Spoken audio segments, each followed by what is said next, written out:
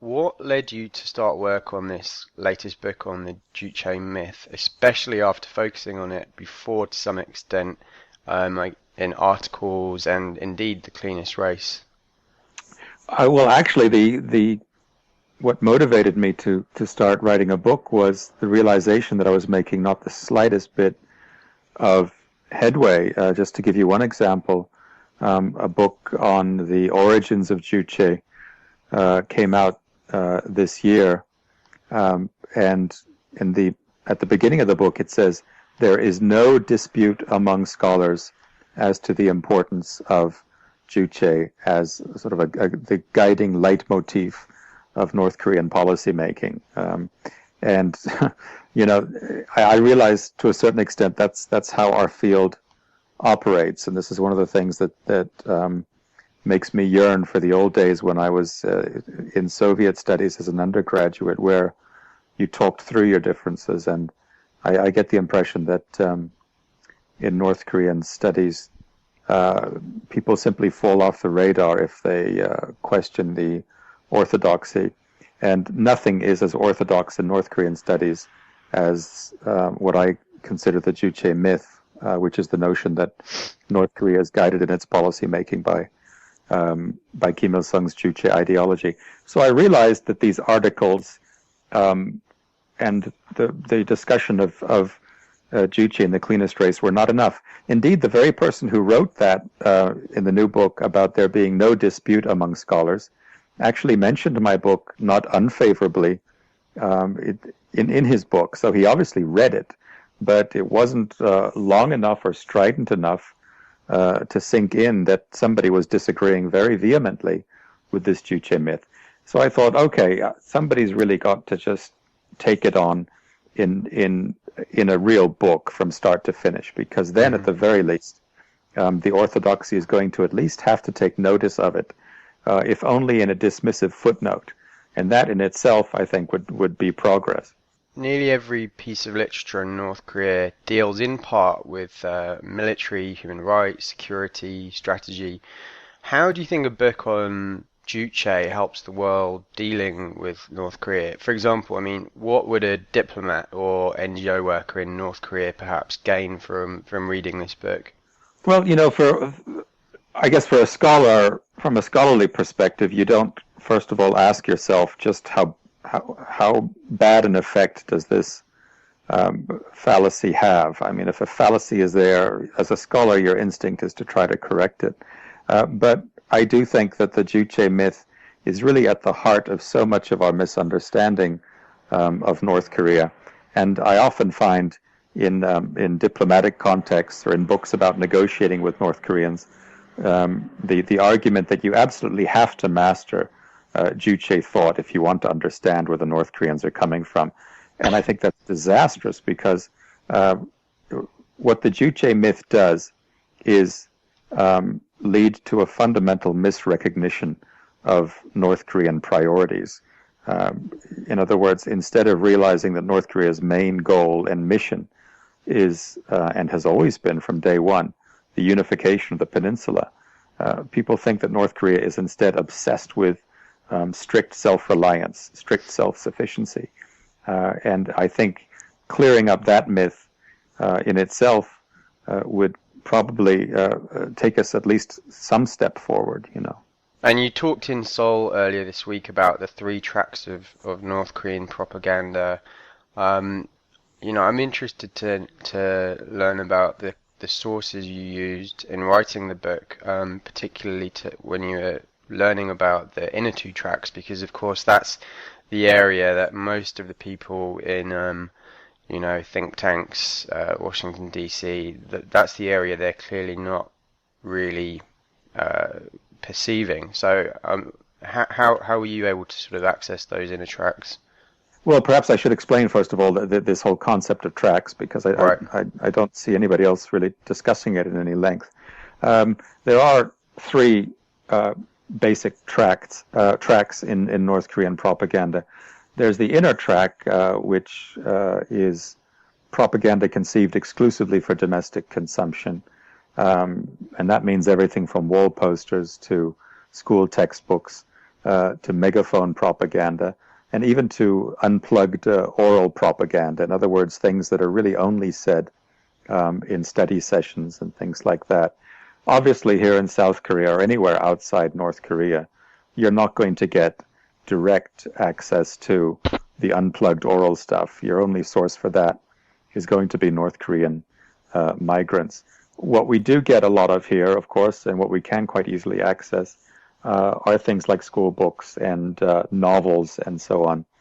And I think too little attention is paid to that stuff. We're very lucky to have Tatiana Gabrusenko now doing a lot of very important research into North Korean literature. And I was reminded of the importance of that when I was reading the newspaper today, because the South Korean press was quite surprised to find that the South Koreans who had been recently arrested for seditious activity were found to have lots of North Korean novels in their possession. And that struck the South Koreans as very odd that these novels were being used to carry propaganda. Whereas I'm sure Tatiana Gabrusenko is as well aware as I am that really is a hugely important source of inner track propaganda in North Korea that the West should be studying more of. Then you've got the outer track, which is propaganda that is conceived primarily for domestic consumption, but with an awareness of being accessed by foreigners, by foreign scholars and foreign intelligence services. And by that, of course, I mean things like the party organ, the Nodong Shinmun, the North Korean TV news, which is monitored constantly by foreign embassies and foreign news organizations, and things like that. Now, I don't mean to disparage the outer track as a source of information. I rely on it here in South Korea, but it needs to be accessed in conjunction with first track propaganda. Just to give you an example, if Kim Jong-un talks about the final victory, you're not going to have a full understanding of what he means by final victory unless you've been reading the inner track. The other thing we need to keep in mind is that, according to Hwang Jang-yup's testimony, the outer track is often used for the purpose of disinformation. Hwang Jang-yup talked about how the army and the foreign ministry would pretend to have differences of opinion in regard to the best way to proceed vis-a-vis the Americans and disarmament talks. And Hwang Jang-yup asserted that this was all done very consciously in order to mislead Americans into thinking that there was some kind of hawk-dove struggle in Pyongyang. And I think we discussed in our last interview this issue, which I agree with Hwang Jang-yup is simply North Korean smoke and mirrors. So the outer track has to be studied very critically and not simply taken at face value. Then you've got the external track, which is everything that the North Koreans are doing purely for foreign benefit. And I have to say, my impression is that an awful lot of the things that are said to foreigners in arms negotiations, and many of the agreements that are signed with foreign powers or with South Korea, are really nothing more than external track propaganda texts, which are designed primarily to buy time or to decoy the outside world from whatever North Korea is planning to do next.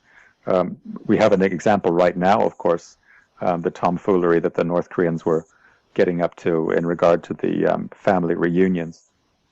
But then last year we had that very short-lived agreement that was signed in February 2012, which was violated just weeks afterwards. So those are the three tracks.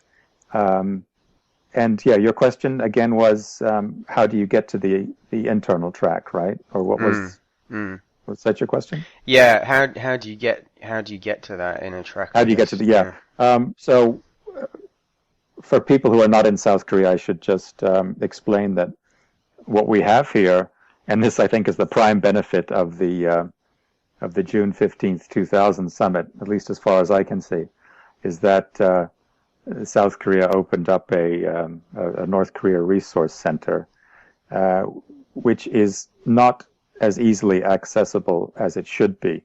Unfortunately, people now have to get recommendation letters from their employer or from their academic institution just in order to enter the place. But it's a very good source of quite recent North Korean propaganda. If you want to go back to the 1940s and 1950s, you're really better off, I think, in Washington, D.C. or at the Library of Congress or the National Archives or things like that. But if you're focusing on anything after, say, the mid-1960s, it's really got quite a good collection of party track stuff, party organ material, North Korean novels, even North Korean movies. Hmm. And going back to Juche, as you suggest, most of the books in North Korea on Juche are, very dull, empty, tautological pieces. Is there any part of Juche you found to actually have any real bearing over North Korean politics, or is it all completely bogus? There's nothing that it adds to North Korean ideology that is not already in the real ruling ideology of radical ultranationalism, which is not to say that the Juche is radical ultranationalism. Juche thought's main tenets, according to the manifesto of Juche thought that was delivered to Japanese journalists in 1972, are man is the master of all things, the people are the masters of revolution and should behave accordingly, and countries should, as far as possible, try to solve their own problems without relying too much on other people. And those tenets are really, I think, accepted by all of us around the world. And this is why the Western academics that I refer to as the Juche mythologists usually have to resort to gross misrepresentation of the content of Juche thought in order to keep that myth alive. For example, they misrepresent Juche as radical nationalism or as Korean nationalism, when the two are very, very different things indeed. Juche thought is strenuously universalist, and as I said in The Cleanest Race, I think the official encyclopedia entry on Juche Sasang, on Juche thought in North Korea, does not even mention Korea. Let's remember, this ideology was primarily conceived for export to the outside world. And the North Koreans were not so stupid as to think that people in Tanzania or Brazil would be dying to read, Korean nationalist texts. They weren't that silly. This was all phrased as a kind of plan of action that developing countries could follow so as to emulate the great success of the North Korean Revolution. But I think, the proper way to approach Juche is not so much by looking first at the content, because triteness of content has not necessarily hurt ideologies in the past. And there are very few original or profound ideologies on the political scene. To get really an understanding of the fraudulence behind Juche, you've got to go back and sort of walk yourself through the Juche story. So, let me tell you this story, Chad, and you can tell me how plausible it sounds, okay? Kim Il-sung waits until 1955 to declare the ideology that has been guiding him since his guerrilla years. Does he do this at a party congress? No. He does it at a relatively undistinguished gathering of propagandists. And the declaration of the new ideology doesn't even take up the whole speech, just the first half of it. Now, the speech doesn't mention self-reliance, nor does it criticize the USSR. In fact, Kim Il-sung tells his listeners that loving the USSR is just as good as loving Korea. And yet somehow it manages to be an anti-Soviet declaration of self-reliance. Even more magically, just by using the word Juche in its usual standard Korean sense, of the acting subject or main actor, Kim somehow transforms it into a uniquely North Korean coining that must be left untranslated in English with a capital J if possible.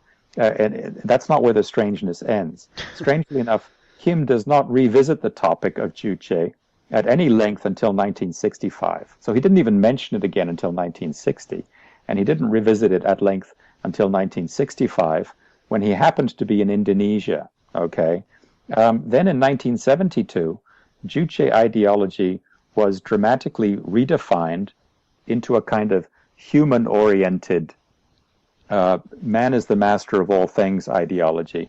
But this was done in a manifesto delivered to Japanese journalists. So they got it before Kim Il-sung's own people did.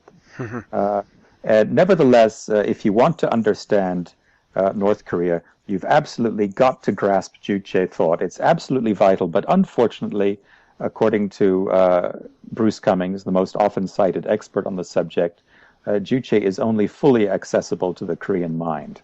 Okay, I could go on and on, Chad. I think you're getting the idea. And Yeah, it sounds a lot like you may have seen this the other day. North Korea celebrated Songun Day.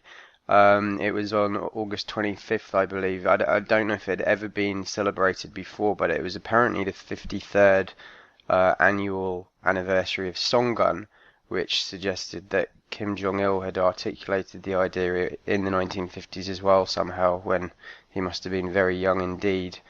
well, that reminds me, Chad. I was just in the in the North Korea Resource Center a couple of days ago, and I was looking at the new edition of Kim Jong-il's collected works, the Chunjip, in other words, which started to come out in 2012. Now, the last edition of Kim Jong-il's works started in 1960, when Kim Jong-il was allegedly 18, and the new edition starts in 1952. Wow. When Kim Jong-il was 10. So you've got the speeches that he made at the age of 10. Now, we can laugh, but the sad thing is there are researchers, American researchers at top research institutions who treat the forged speeches from the 1930s that Kim Il-sung was supposed to have delivered in his, at the age of 18 and 19. There are researchers who treat these as actual historical documents.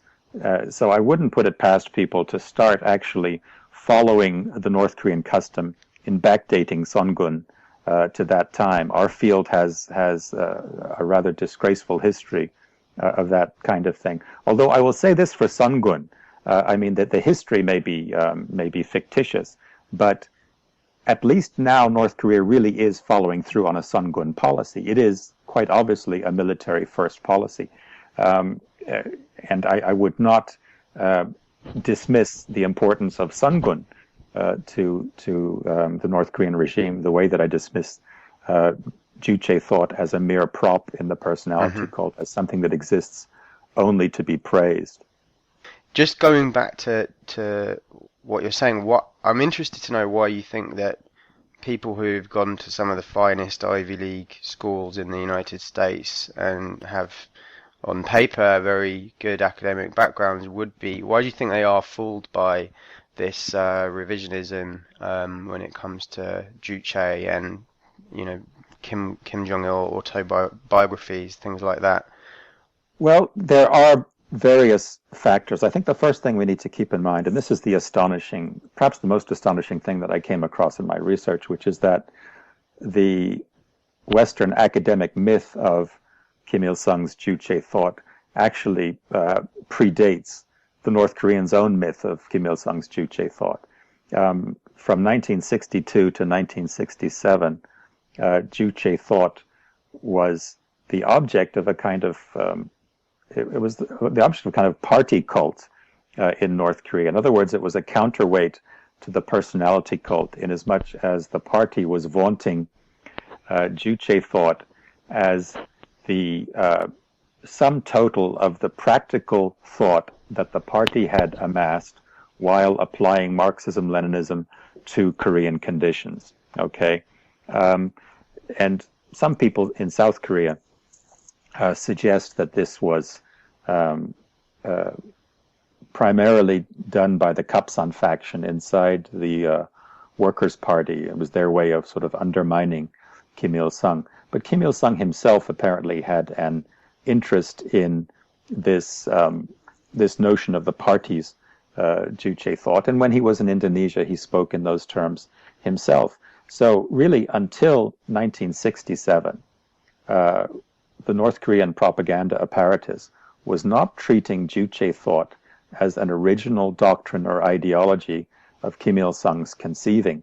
And yet, if you look at North Korea today, which was an academic book put out by Scalapino in 1963, you can already see Korean American scholars and American scholars referring to Kim Il-sung's Juche thesis of national independence and autonomy and so on. And I think that shows you right there where the problem was. I think it all started when the second edition of Kim Il-sung's speeches came out in 1960. And among those speeches was the speech that Kim Il-sung had given in 1955, which mentioned the word Juche in the title. Now, we need to keep in mind, in 1960, that 1955 speech was not considered very important. The big ideological milestones of the 1950s, as far as the Workers' Party historians were concerned, were the 1952 Congress, and actually the April 1955 plenum was very important, and of course the Congress in 1956. And the Juche, the so-called Juche speech of 1955 was a distant fourth to that. You can see this in the advertisement for the edition of the speeches too, where that speech is mentioned at the very end of the attractions that are included in this volume. But the word Juche, you see, jumped out at those North Korean scholars primarily because it was one of the few words in the North Korean vocabulary, so to speak, that looked distinctly Korean. I mean, most of the language that the North Koreans were tossing around, phrases like national nihilism or what, socialist patriotism and so on, these phrases were direct translations either from the Chinese or from the Russian. So when they saw this word which looked to them uniquely Korean, a word which did not seem easily translatable into a Western language, I think they jumped to the conclusion that it stood for some unique doctrine or policy, that it was already a slogan, so to speak, the moment that it left Kim Il-sung's lips. And this, I'm afraid to say, is resulted from simple ignorance of the Korean language. I think we make a mistake when we assume that Korean American scholars are naturally going to be bilingual or going to be as comfortable reading Korean as reading English. I don't think that's necessarily the case. Now, I need to explain the word Juche here. Can I do that in a couple of minutes? Yep. Juche is essentially a loan word from the Japanese. Okay, Juche is the Koreanization of the Japanese word shutai, which was itself created in Japan about 100 years ago in the process of translating German philosophical terms into the Japanese language. Now, the term subject in German, Subjekt, we translate that into English simply as the subject, which leads to quite a bit of confusion in our languages, in Western languages, because subject, in the sense that German philosophers were using it, actually had two meanings. On the one hand, it meant the prime mover or the active subject. In other words, the subject of history was the prime mover or the prime force in history. And then there was subject in the sense of a perceiving consciousness. Now, this creates confusion. If I were to say to you, scientific research demands a subjective attitude, I think that would be puzzling to you as an Anglophone, because you would probably think, as I would if I heard that, without any kind of preparation, you would probably think subjective means letting your feelings get involved. And that would seem to be an attitude Hmm. irreconcilable with scientific progress. But you could also understand the word subjective to mean um, taking active ownership of your own destiny, becoming the active subject of scientific research, you see. Uh, Hmm. so the English language is quite confusing on that point, and this is why Andy Warhol said that he doesn't like the word subjective because he never knows what people are talking about. Whereas to Korean people or to Japanese people, the meaning of that sentence would be instantly clear because those languages distinguish between subject as perceiving consciousness, which is chugwan in Korean, or the subject as the main actor, which is Juche in Korean. Hmm. Okay?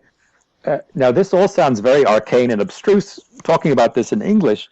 The interesting thing is that the word Juche is instantly understandable even to South Koreans who have no interest in philosophical things. It's just very common mainstream English, mainstream Korean.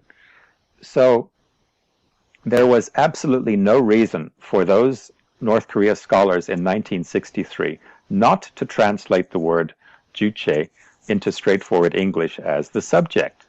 Hmm. And Park Chung-hee, I should also mention, used the word Juche throughout the 1960s. As far as I can see, he used the word Juche just like he used the word charip or self-reliance much more often in the 1960s than Kim Il-sung did. And yet, the South Koreans, when they translated Park Chung-hee's speeches into English, always translated Juche and Juche-sung into the word subjectivity as a matter of course. But North Korea scholars were so intimidated or befuddled by this word that they left it in the original Korean as a kind of relia, often with a capital J. And that's really where all the trouble started.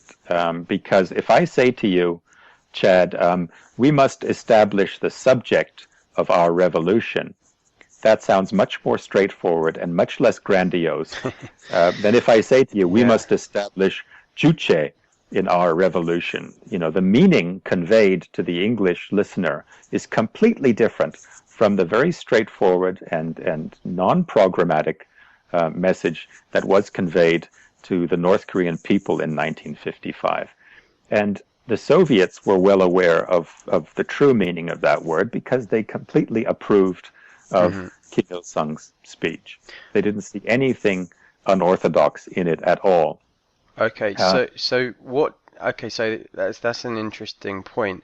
What then is your reaction to Westerners, people from Angola, other parts of Africa who go to North Korea once every year or two to participate in Juche conferences? They have the Juche support groups, study groups. I mean, what are these people doing? well, there's a very interesting book written by Alfred Fabergan, who is an Austrian philosophy professor who went to North Korea in 1982 and took a Juche course. And then later he went back to Austria and he attended one of these so-called Juche study sessions. And his own account, which is unfortunately only in German in this out-of-print book, makes very clear that, as Fabergan himself describes it, Juche is a mush devoid of content that constantly repeats itself. And these so-called study sessions are simply excuses for people to stand around praising North Korea. Obviously, the North Koreans are not going to host any kind of conference where there's even the slightest possibility of a real critical debate of scholarship in any true sense.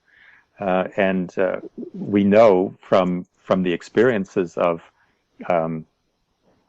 African people, for example, who were sent to North Korea to study Juche, that they didn't bring very much of it home with them. They were not able to find anything in this mush that was implementable.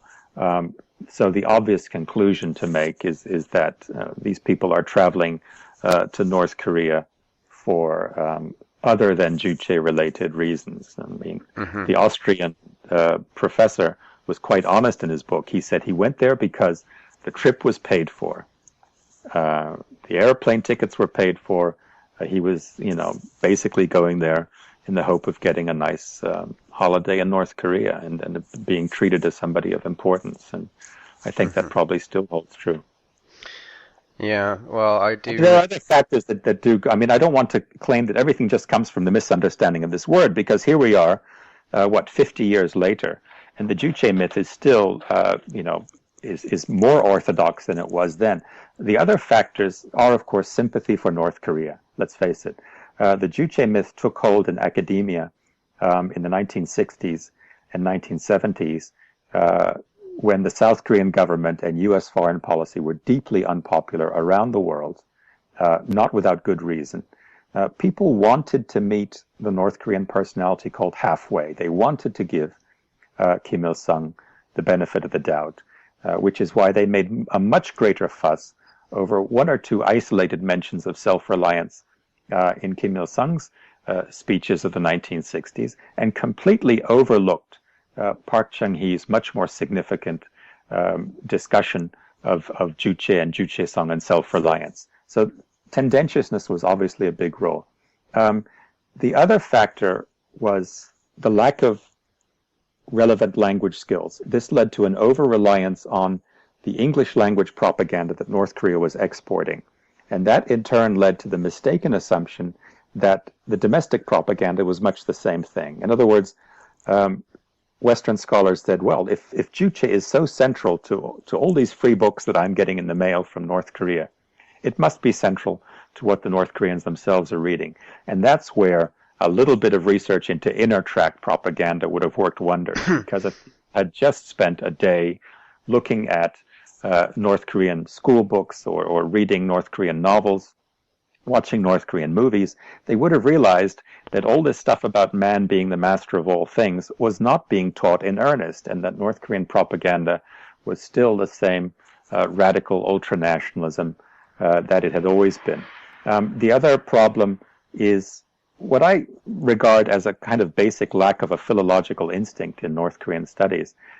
In Soviet studies, it's a matter of course that you always go back to the earliest possible edition of a source, the earliest possible source of any text, because you know how much the Soviet authorities liked to rewrite history.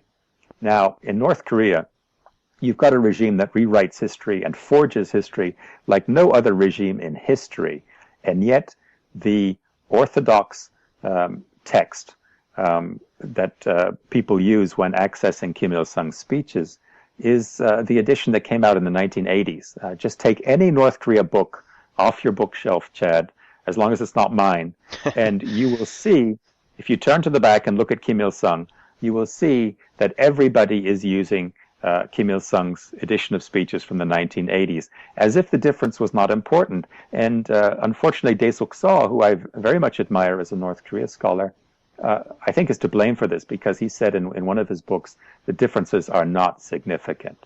Well, all differences in texts are significant, in my opinion. And, it's bad news for the North Korea researchers out there who don't have access to those old editions. And it's very difficult in the United States to get to an edition that was the edition that was published in 1960. But believe me, even if you go to the 1965 edition, you're still going to be misled. I made that mistake once. I was too lazy to go up to Seoul and look at the 1960 edition, and I thought the 1965 edition would be good enough, and I got burned. That's unfortunately what North Korea is like. You've absolutely got to go back to the old texts, and because we don't do that, we look at North Korea constantly through the prism of the 1980s, and we project the North Korea of the 1980s back onto the 1950s and 1940s, and that I think is disastrous. Let me just say one thing about Juche thought as it is misrepresented in South Korea. I think this is something that is relevant to the main body of the interview. Mm-hmm. Americans and South Koreans and North Koreans all have a different understanding of what Juche thought means. If you say Juche thought to an American academic, he'll say, oh, it's self-reliance. If you say Juche thought to a South Korean, that simply is another way of saying North Korean propaganda. Okay, um, so in the press coverage of Lee Seok-gi, they will say they found Juche Sasang texts in his office or whatever, or in his apartment. And those texts will simply turn out to be North Korean propaganda texts. Or you talk to North Korean refugees here, and they will say, oh, we got lots of Juche thought in our mathematics instruction. The teacher would constantly interrupt the class and give us a little dose of Juche thought. And then you say, well, what was that Juche thought? And they say, oh, they talked about the horrible things the Americans did in the Korean War. Okay. Hmm. So their understanding of Juche thought is actually very different from the American fallacy of what constitutes Juche thought. But the regime here in South Korea, the administration in South Korea, I suppose I should say, being a democratic state down here, has an interest in playing down the reality of North Korea's ideological landscape, because it's much easier to arrest somebody here for communist sympathies, or even for these mysterious Juche sympathies, than it is to arrest somebody for being a radical nationalist. In that sense, the left wing and the right wing in this country are equally invested in keeping alive the myth of a far left North Korea. This is what exasperates me. I realize that I'm up against so many different constituencies, each of which has an interest in maintaining the myth of North Korea as a far left state. The United States needs it. South Korea needs it. The American academia needs it. The collaborator community needs it. Everybody needs it. Even Yonhap News, they always refer to North Korea as a communist state, even today. Exactly. I took some flack after the Cleanest Race came out for spending so much time debunking the myth of North Korea as a Stalinist state. One reviewer said, well, nobody thinks of it as a Stalinist country anymore. And then, Andrei Lankov puts out the book, The Failed Stalinist Utopia. This old-fashioned notion of North Korea as sort of an old-school communist state is just so firmly ensconced in people's minds that there's almost no way to shake it out, it seems. I really wonder what it will take for people to start revising that notion of North Korea.